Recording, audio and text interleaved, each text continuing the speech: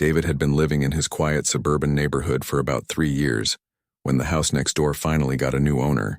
The previous neighbors had been an elderly couple who mostly kept to themselves, and honestly, David had gotten pretty comfortable with the peace and quiet. His wife Linda loved their little setup.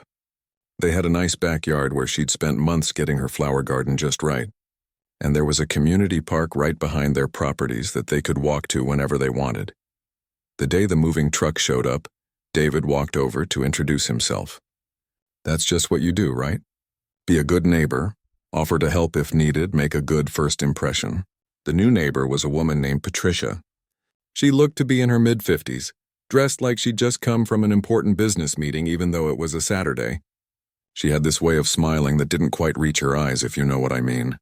But David figured he was just being judgmental. Moving is stressful for everyone.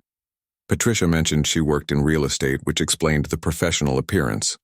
She seemed polite enough, thanked him for the welcome, and said she was looking forward to being part of the neighborhood.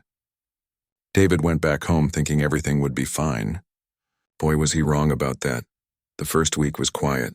David would see Patricia coming and going, always in a hurry, always on her phone. She drove a luxury SUV that she parked perfectly in her driveway every single time. Everything about her screamed organized and in control. But then David started noticing something odd. One morning he was in the kitchen making coffee when he saw Patricia walking through his backyard. Not along the edge or anything, but straight through the middle, right past Linda's flower beds. She was heading toward the park behind their houses. David watched, confused. There was a proper pathway to the park that everyone used. It was literally just around the corner, maybe added 2 minutes to the walk. Why would she cut through his yard? He figured maybe she didn't know about the proper path. New to the neighborhood and all that, so he didn't say anything right away. But then it happened again the next day, and the day after that. By the 4th time, David knew he had to say something. He caught Patricia one evening as she was coming back from one of her walks. He kept his tone friendly and casual. "Hey, Patricia, I noticed you've been cutting through our backyard to get to the park.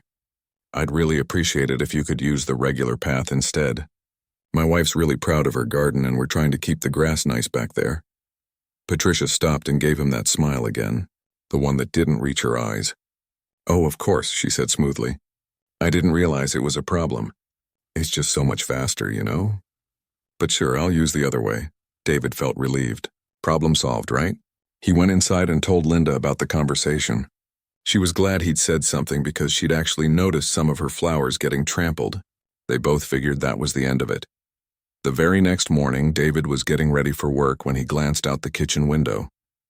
And there she was, Patricia, marching straight through their backyard again like their conversation had never happened.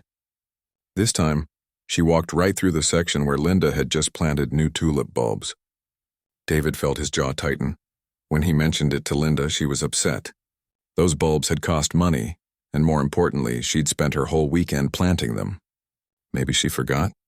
Linda suggested, always trying to see the best in people. "Give her one more chance?" David decided to install a small sign. Nothing rude, just a polite private property. Please use designated path kind of thing. He put it up that weekend, making sure it was visible from Patricia's side. The sign lasted exactly 1 day. The next morning it was gone. Just completely missing. David searched the area thinking maybe it had fallen over or blown away in the wind. Nope. It had been deliberately removed. Now David was getting angry. This wasn't just about someone being forgetful or not understanding boundaries. This was deliberate disrespect. He tried talking to Patricia again, and this time she wasn't even pretending to be nice about it. "Look, David," she said, using his name like it tasted bad in her mouth. "I'm a busy person. That path you want me to use adds unnecessary time to my routine. Your backyard is the most direct route to the park. The previous owners never had a problem with neighbors walking through." "Well, I'm not the previous owners," David said, trying to keep his voice level. "And it's my property. I'm asking you nicely to stop." Patricia's face went cold. "We'll see about that," she said, and walked away. Linda was worried when David told her about the conversation. "What does she mean, we'll see about that?" "That sounds like a threat." David shook his head. "I don't know, but I'm not backing down on this. It's our property. We have every right to ask people not to trespass." The next few days were tense. Patricia continued cutting through their yard, and now she seemed to be doing it more often. almost like she was making a point. David would see her sometimes making eye contact with him through the window as she walked through, this defiant look on her face. Linda's flower beds were getting worse. What had been a beautiful garden was now showing clear damage from repeated foot traffic. Linda tried talking to Patricia herself one afternoon, woman to woman, hoping maybe a different approach would work. "I'm just trying to save what I've worked so hard on," Linda explained gently. "Those flowers mean a lot to me." Patricia barely looked at her. "Maybe you should plant them somewhere else then. Somewhere not in everyone's way." Linda came back inside near tears. David had never seen her so upset over a neighbor situation. That's when he decided enough was enough. If Patricia wouldn't respect a simple verbal request, if she wouldn't even acknowledge their property rights, then he needed to do something more permanent. He started researching fences. Not to be spiteful, but because it seemed like the only solution left. A physical boundary that would clearly mark where his property ended and make it impossible for Patricia to just waltz through whenever she felt like it. David pulled out his property survey documents, the ones he'd gotten when they bought the house. He measured everything twice, made sure he knew exactly where his property line was. The last thing he needed was to accidentally build on her side and give her any ammunition. He checked with the city about permits and regulations. Everything had to be done by the book. Linda supported the decision completely. "If she can't respect a simple request, then maybe she needs a physical reminder," she said. David started getting quotes from contractors. He didn't want anything fancy or expensive, just a basic privacy fence that would do the job. Something sturdy enough to last, but not so elaborate that it would break their budget. As he stood in his backyard planning where the fence would go, Patricia came out of her house. She saw him measuring and making notes. "What are you doing?" she called over. "Installing a fence," David replied simply. The look on her face should have been a warning, but David was too focused on solving the problem to realize just how badly Patricia would react to being told no. David hired a local contractor who had good reviews and seemed reliable. The guy came out, looked at the property lines, and agreed it was a straightforward job. They scheduled the installation for the following week. David made sure to get all his permits in order, filed everything with the city properly, and even checked one more time that he was building on his own property. He wanted everything done right so Patricia couldn't come back with any legal complaints. The day the contractors arrived, Patricia came outside immediately. She stood on her porch with her arms crossed, watching every single thing they did. David could feel her eyes on them the whole time. It was uncomfortable, honestly, but he tried to ignore it. He had every right to build a fence on his own property. By late afternoon, the fence was up. It wasn't anything fancy, just a standard 6-foot privacy fence made of decent wood. It ran along the property line between their houses and extended back to where the community park area began. David walked along it, checking the contractor's work. It was solid, level, and properly installed. Linda came out to look at it too. "It looks good," she said, squeezing his hand. "Maybe now we can finally have some peace."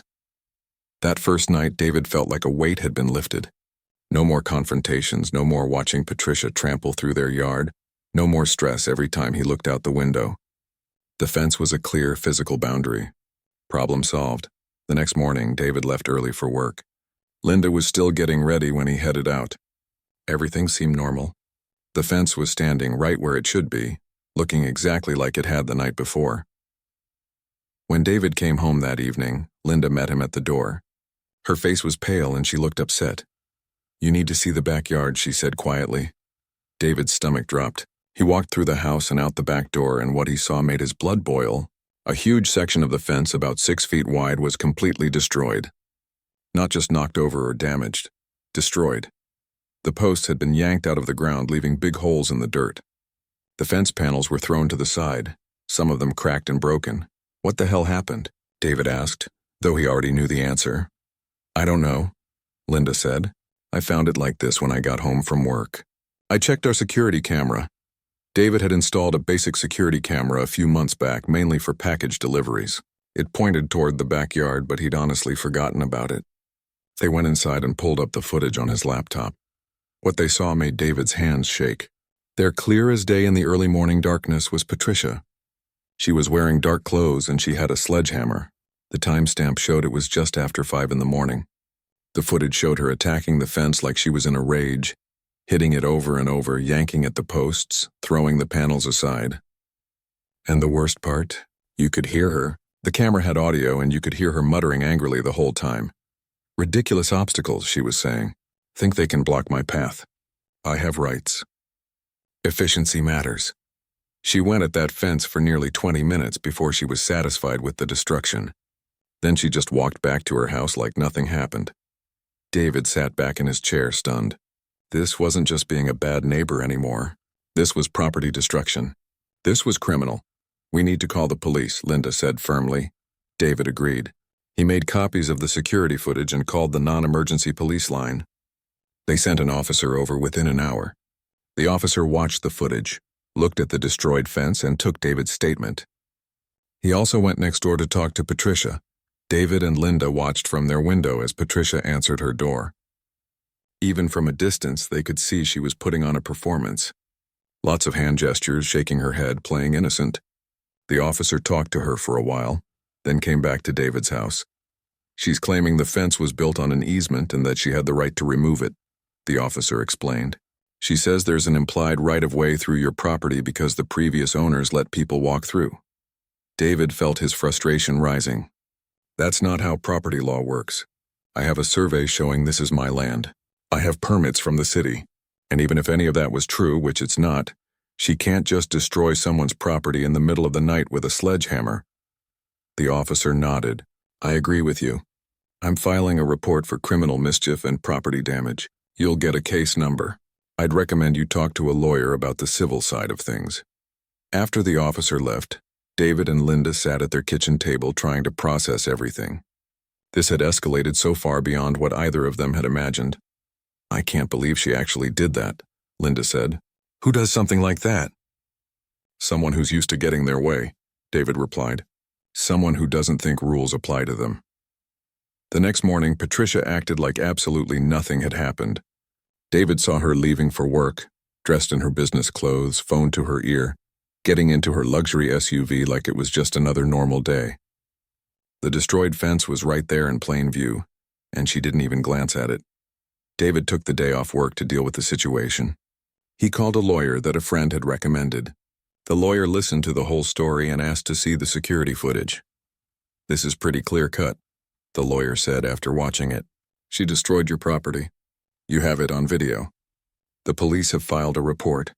You have grounds for a civil lawsuit to recover damages and possibly get an injunction preventing her from trespassing." "What about her claim of an easement?"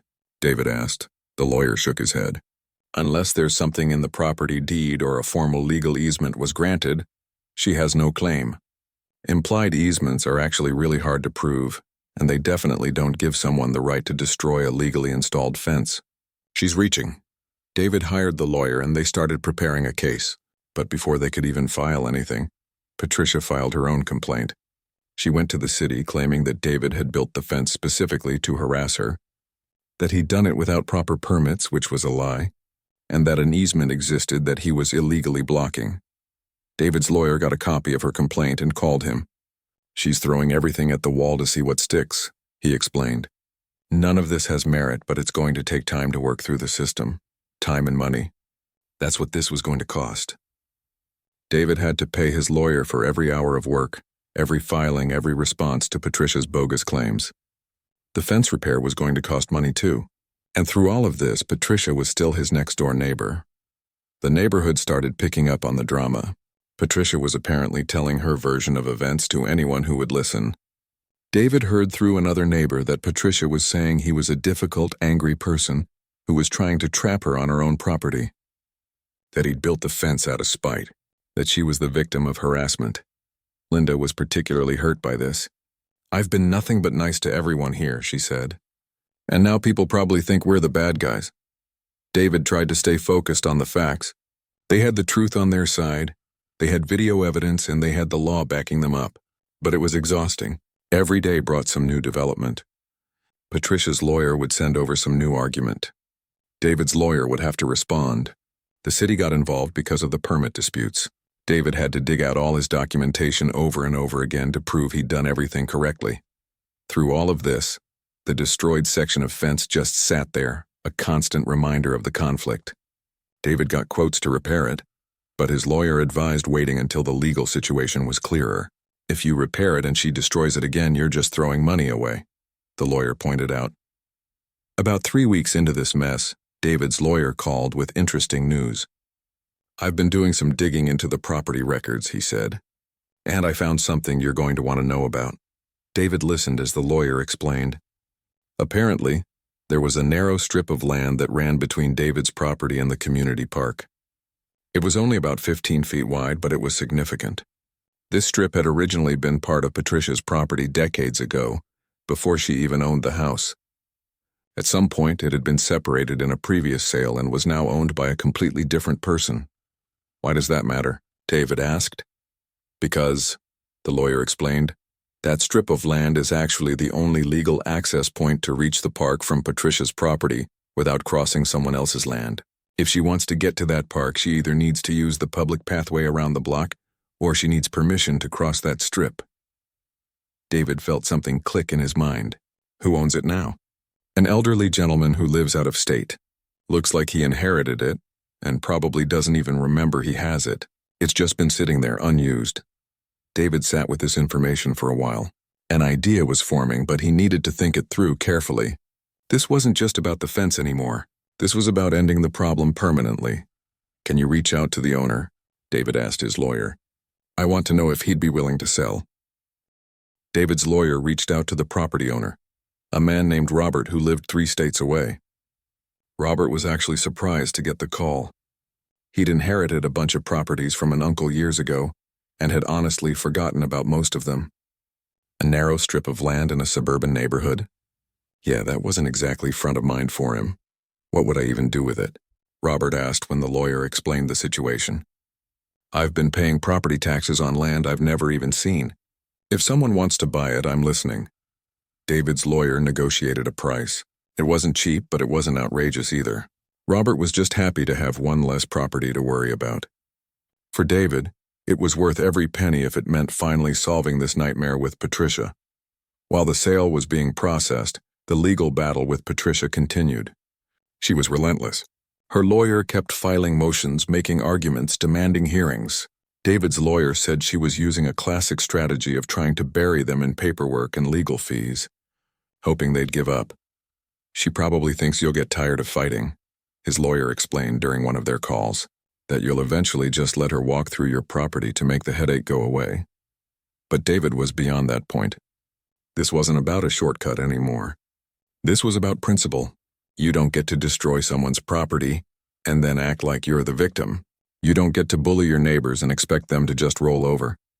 Linda was worried about the money they were spending on legal fees. David was too, honestly, but every time he thought about backing down, he'd remember watching that security footage. Patricia with a sledgehammer at 5 in the morning, destroying something he'd paid for and legally installed.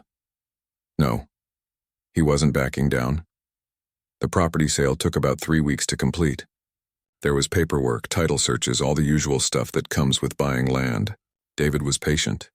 He'd waited this long, he could wait a little longer.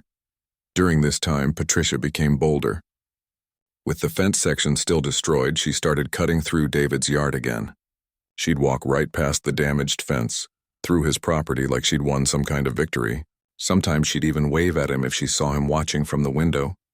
That little wave said everything. What are you going to do about it? David bit his tongue and waited. His lawyer had advised him to document everything but not to engage. Let her hang herself, the lawyer said. Every time she trespasses, you're building a stronger case. Finally, the day came when the property sale closed. David officially owned that 15-foot strip of land between his property and the park. He drove out to look at it in person. It was just a narrow piece of grass, really. Nothing special about it, but it represented something huge. David met with his lawyer to discuss the next steps. Here's the situation, the lawyer explained, spreading out a map of the properties.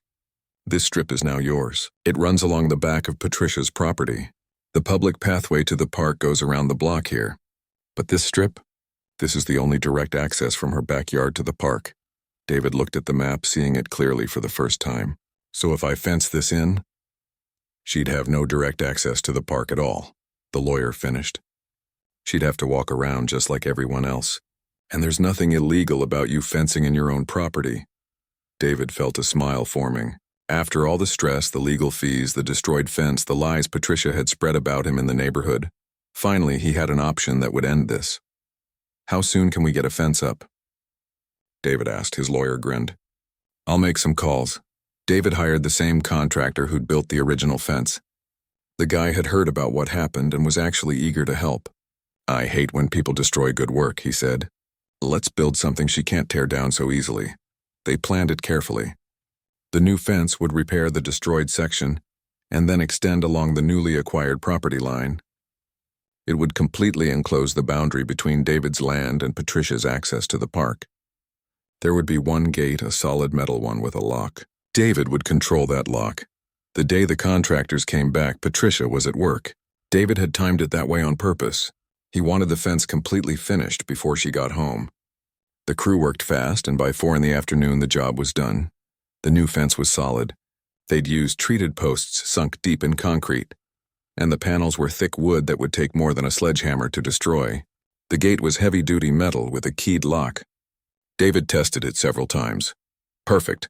Linda came out to see the finished work. She walked the length of it, examining how it connected to their existing fence and extended along the new property line. "She's going to lose her mind when she sees this," Linda said quietly. "Probably," David agreed. "But everything's legal. I own this land. I have every right to fence it." They didn't have to wait long. Patricia came home around 5:30, just like always. David watched from his kitchen window as she pulled into her driveway and got out of her car. At first, she didn't notice anything. She was on her phone, distracted. Then she looked up and saw the fence. David watched her face change. Confusion first, then realization, then pure rage. She ended her phone call and walked toward the fence, following it with her eyes to see where it went. When she reached the point where it enclosed what used to be her shortcut, she stopped. Patricia walked up to the fence and tried to push on it. It didn't budge. She walked along it until she found the gate. She tried the handle. Locked. She pulled harder. Still locked. Then she did something David didn't expect. She pulled out her phone and made a call. Within 20 minutes, a police car pulled up. Patricia had called the cops on him. Again, David went outside to meet the officer. It was a different cop than the one who'd come about the destroyed fence. David explained the situation calmly. He showed the officer his property documents, the recent purchase of the strip of land, and the survey showing exactly where his property ended. "So this fence is entirely on your property?" the officer confirmed. "Every inch of it," David said. "I made sure to measure everything twice." The officer went to talk to Patricia. David could hear her from across the yard. She was loud, angry, insisting that David was trapping her, that he couldn't do this, that there were laws against this kind of thing. The officer came back to David after talking to her. "She's claiming you're blocking her access to the park." "The public pathway to the park is around the block," David explained. "It adds maybe 10 or 15 minutes to the walk. This land is mine. I'm not blocking any public access. I'm just fencing my own property." The officer looked at the documents again and nodded. "You're right. This is your land. You can fence it. She doesn't have any right to access through your property." He paused. "She mentioned something about ongoing legal issues between you two?" David gave him the brief version. The trespassing, the destroyed fence, the lawsuits. The officer took notes and said he'd add it to the report from the previous incident. After the police left, Patricia stood in her backyard staring at the fence. David could see her through his window. She looked like she couldn't quite believe this had happened. She tried the gate one more time, pulling hard on the lock. It held firm. Over the next few days, David watched as Patricia's routine changed. She couldn't cut through to the park anymore, so she had to walk around the block like everyone else. Sometimes he'd see her standing by the fence just looking at it, probably trying to figure out if there was any way around it. There wasn't. The neighborhood noticed, of course. People saw the new fence and word spread about what had happened. Some neighbors came by to ask David about it. He kept his explanation simple. It was his property, he had the right to fence it, and he was tired of dealing with trespassing issues. Interestingly, some neighbors started sharing their own stories about Patricia. Apparently, David and Linda weren't the only ones who'd had problems with her. One neighbor mentioned that Patricia had tried to tell him where he could and couldn't park on the street in front of his own house. Another said Patricia had complained to the homeowners association about their children playing too loudly in their own backyard. She's always been difficult. One older neighbor told David, but most of us just avoid her. You're the first person who actually stood up to her. David's lawyer called with an update on their legal case. Patricia's attorney is requesting a meeting, he said. I think they're realizing their position isn't as strong as they thought. What changed? David asked. Well, for one thing, we've got her on video destroying your property. That's hard to defend. For another, her easement claims have fallen apart. There's no legal easement, and she knows it. And now with you owning that strip of land, she's probably starting to understand that continuing this fight isn't going to get her what she wants. They scheduled a meeting for the following week. David, his lawyer, Patricia, and her lawyer all sat down in a conference room. It was the first time David had been in the same room with Patricia since this whole thing started. She looked different than he remembered. Less polished, more tired. The fight had taken a toll on her too, apparently. Patricia's lawyer started by suggesting they could all benefit from settling things without further litigation. My client is willing to drop her complaint if your client agrees. After that first meeting went nowhere, things got quiet for about a week. David kept living his life, going to work, coming home. The fence stood solid, doing exactly what it was supposed to do. Patricia's shortcut was gone, and there was nothing she could do about it. But David noticed something interesting. Every evening around 6, Patricia would go out to her backyard and stare at that fence. Not for just a minute or two, but for sometimes 10 or 15 minutes.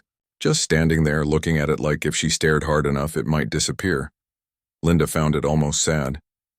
I think this is the first time in her life someone's told her no and actually made it stick, she said one evening as they watched Patricia through the window. Maybe that's what she needed, David replied. Some people go their whole lives thinking rules don't apply to them because no one ever enforces them. David's lawyer called with news that Patricia had tried to file a complaint with the city zoning board. She was claiming the fence violated some obscure code about blocking natural pathways or something. The lawyer didn't sound worried. It's a nuisance complaint, he explained. She's desperate, so she's trying everything. But the city already approved your permits and verified the property lines.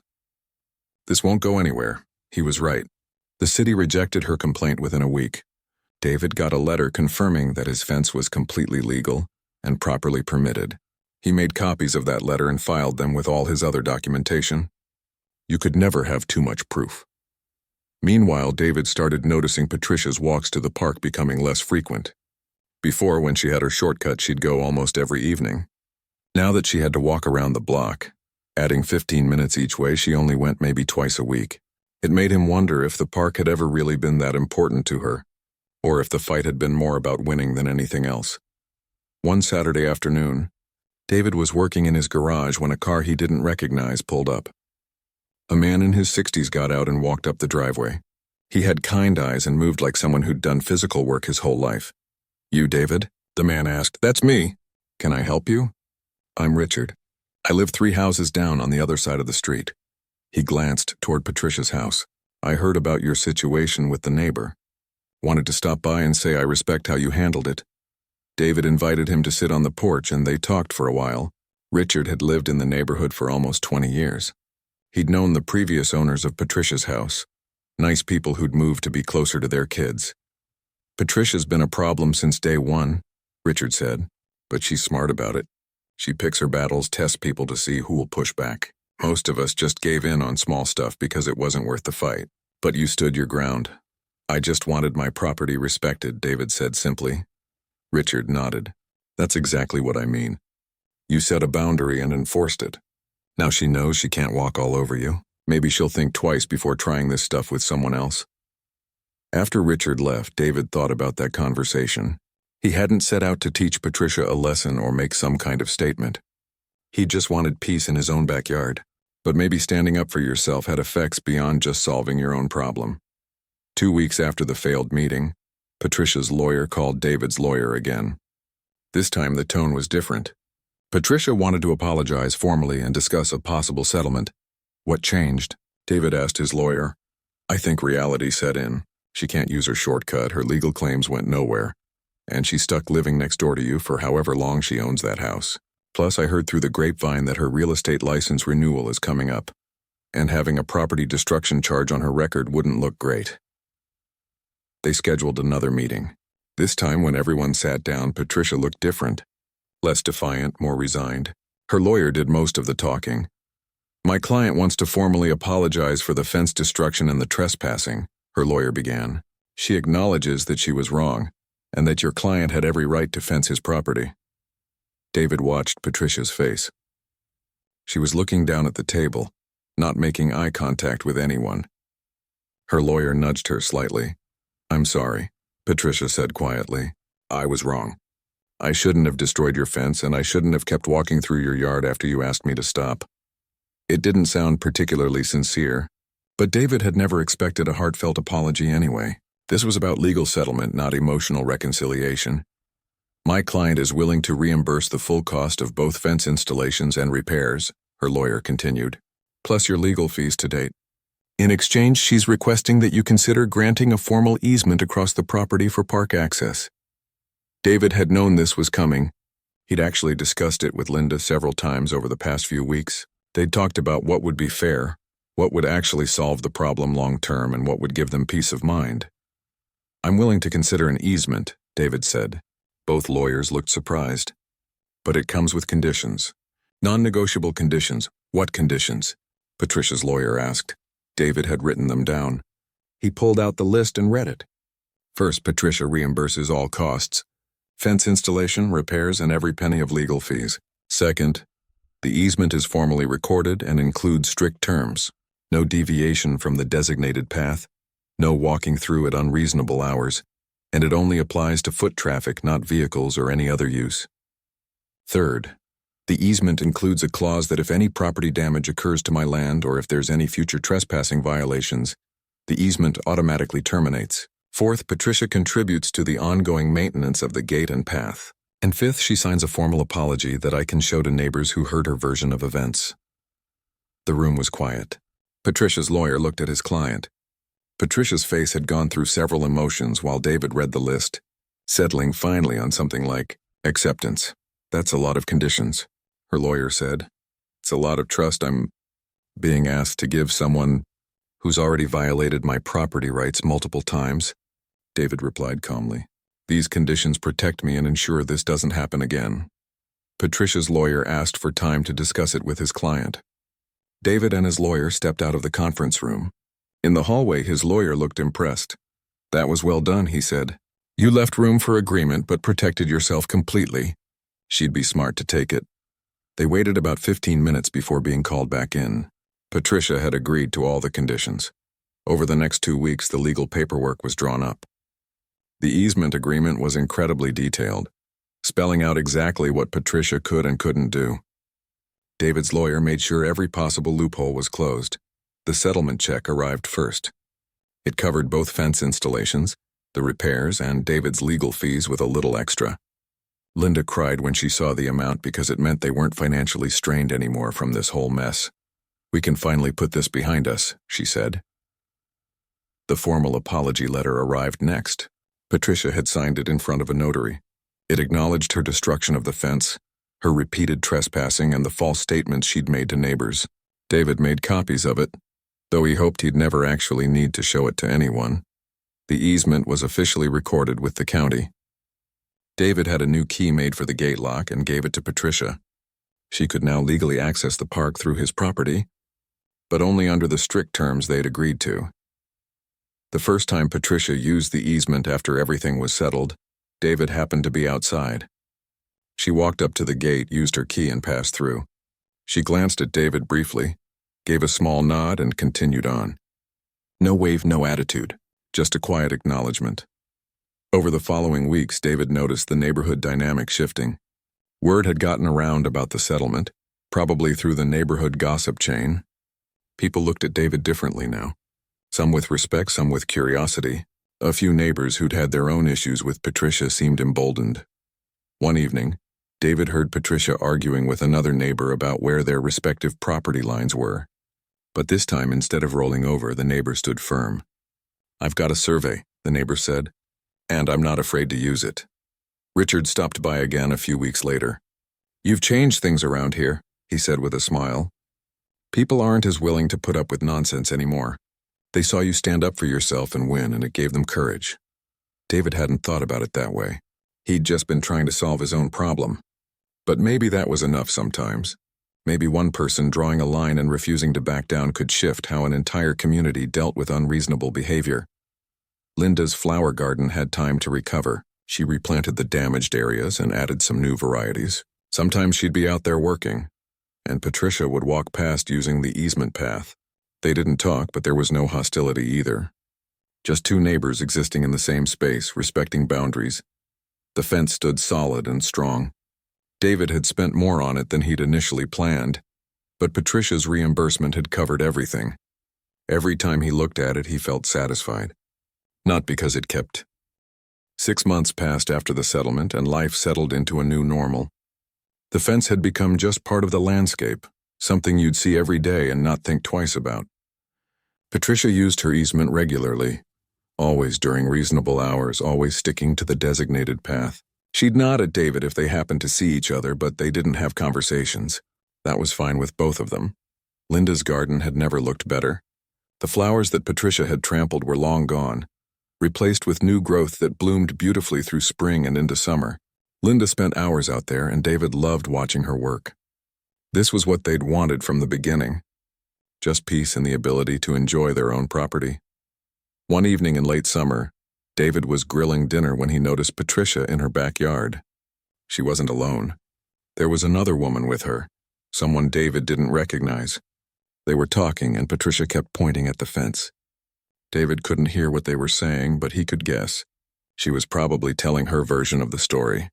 A few minutes later, the other woman walked over to David's yard. She was younger, maybe in her 30s, with a friendly smile. "Hi, I'm Jennifer," she said. "I'm thinking about buying a house 2 streets over. Patricia was just telling me about the neighborhood." "Nice to meet you," David said, immediately on guard. Jennifer glanced back at Patricia, then lowered her voice slightly. "She told me there was some kind of dispute about the fence? I just wanted to hear your side of it before I make any decisions about moving here." David appreciated the direct approach. He gave her the honest version.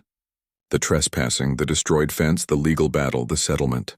He kept it factual, didn't embellish or make Patricia out to be worse than she was. Jennifer listened carefully and nodded. "That makes sense. She made it sound like you were being unreasonable, but I could tell there was more to the story. Thank you for being straight with me. The neighborhood is actually great," David said. "Most people are friendly and respectful. You just have to be willing to set boundaries when needed." Jennifer ended up buying the house. She and her husband moved in a few weeks later, and they turned out to be wonderful neighbors. They had 2 young kids who played in their backyard and occasionally kicked a ball over into David's yard. Each time, the kids would knock on the door politely and ask if they could get it. That's how it should work, David thought. Basic respect and courtesy. Fall came, and with it, cooler weather. David noticed Patricia's walks to the park becoming less frequent again. When winter hit, they stopped almost entirely. The easement that had been so important to her, that she'd destroyed property over, went mostly unused for months. It made David think about how much of the original conflict had really been about the park access, and how much had simply been about control. One cold December morning, David was scraping ice off his car windshield when Patricia came outside. She was bundled up in a heavy coat, and she looked different somehow. Older maybe, or just tired. "David," she called out. It was the first time she'd initiated a conversation since the settlement. He walked over to the property line. "Yeah?" She seemed to struggle with what to say. "I wanted to thank you for not making things worse than they had to be. The easement agreement, I mean. You could have refused completely." David was surprised by the admission. "I just wanted things to be fair and legal. That's all." "I know that now," Patricia said quietly. "I'm not good at admitting when I'm wrong. But I was wrong. About all of it." It was the first genuinely sincere apology David had heard from her. Not something prepared by lawyers, but actual acknowledgement. "I appreciate you saying that," David said. Patricia nodded and went back inside. It wasn't a friendship forming or anything dramatic like that, but it was closure of a different kind. The kind that comes when someone finally understands the consequences of their actions. Christmas came and went. David and Linda hosted family, And for the first time since moving into the house, they didn't have any property stress hanging over their heads. The fence was solid, the legal issues were resolved, and life was peaceful. One January evening, Richard stopped by again. He'd become a regular visitor, often bringing tools to borrow or just stopping to chat. "You hear about Patricia?" he asked. "What about her?" "She's selling the house. Moving to a condo downtown from what I heard. Says she wants something lower maintenance." David felt a mix of emotions. Relief, certainly. But also something else. Maybe satisfaction that standing his ground had worked out. That the boundary he'd established had held. "When's she leaving?" David asked. "Couple of months, probably. House isn't on the market yet. But she told a few people she's planning to list it soon." When Patricia's house did go on the market, David watched the showing process with interest. Several families came to look at it. One couple seemed really interested and came back 3 times. They were young, probably first-time homebuyers, excited about the neighborhood and the park access. During their 3rd visit, they knocked on David's door. The husband introduced himself as Tyler and his wife as Amy. "We're thinking about making an offer on the house next door," Tyler explained. "We wanted to introduce ourselves and ask about the neighborhood." David invited them in and gave them the full story. The fence, the easement, everything. He showed them the legal documents, explained the terms, and made sure they understood exactly what they'd be inheriting. "So we'd have legal access to the park through your property?" Amy asked. "Yes, as long as you follow the easement terms. Use the designated path, reasonable hours, respect the property. It's all spelled out in the documents that come with the house." "That seems fair," Tyler said. "Actually, that seems really reasonable. And honestly, knowing you're the kind of neighbor who sticks to legal agreements and clear communication, that makes us more interested, not less." They made an offer on the house and it was accepted. Patricia's moving date was set for early March. The week before Patricia moved, she knocked on David's door. Linda answered and called David over. Patricia was holding a small wrapped box. "I wanted to give you this before I left," Patricia said, handing David the box. Inside was a gift card to a home improvement store and a handwritten note. The note said simply, "For fence maintenance. Thank you for teaching me something I needed to learn." David was genuinely touched. "You didn't have to do this." "I know," Patricia said, "but I wanted to. I've had a lot of time to think about everything that happened. I was used to getting my way, used to people backing down. You didn't, and it made me take a hard look at myself. I didn't like what I saw." "That takes courage to admit," Linda said gently. "Maybe," Patricia said. "Or maybe I just finally grew up a little." She looked at the fence one last time. "I hope the new neighbors appreciate what they have here. You're good people." Moving day came. David and Linda watched from their window as the moving truck was loaded. Patricia didn't look back at the house as she drove away. A chapter was closing. Tyler and Amy moved in the following week. They introduced themselves properly to everyone on the street, brought cookies to their immediate neighbors, and generally made a great first impression. The second day they were there, Tyler knocked on David's door. "Hey, we wanted to ask about the easement. We'd love to use it for walks to the park with our dog." "That okay?" "Absolutely," David said. "That's what it's there for. Just stick to the path and we're good." "Perfect. And hey, if you ever need anything, just let us know. We're happy to help with yard work, tools, whatever." That became the pattern.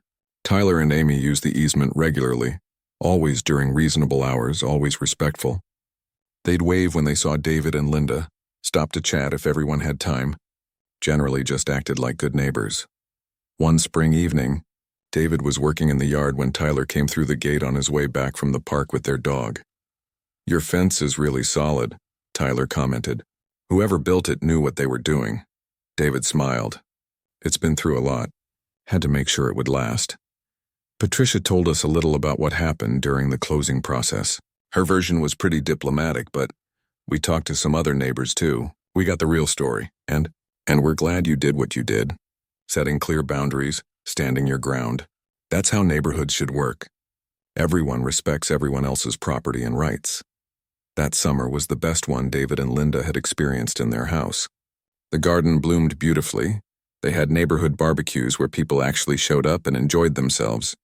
And the fence stood solid and strong, doing exactly what it was supposed to do. Richard stopped by one warm July evening with a 6-pack of beer. They sat on David's porch watching the sunset. "You know what you did, right?" Richard asked. Built a fence? David joked. Changed how this neighborhood works. Before you, people just accepted whatever Patricia or anyone else dished out. They didn't want confrontation, didn't want the hassle. But you showed everyone that standing up for yourself isn't just possible. It's worth it. 3 other neighbors have set clearer boundaries with difficult people since your situation. The whole dynamic has shifted. David hadn't thought about it in those terms. He'd just been trying to protect his own property and peace of mind. But Richard was right. Sometimes one person refusing to back down creates space for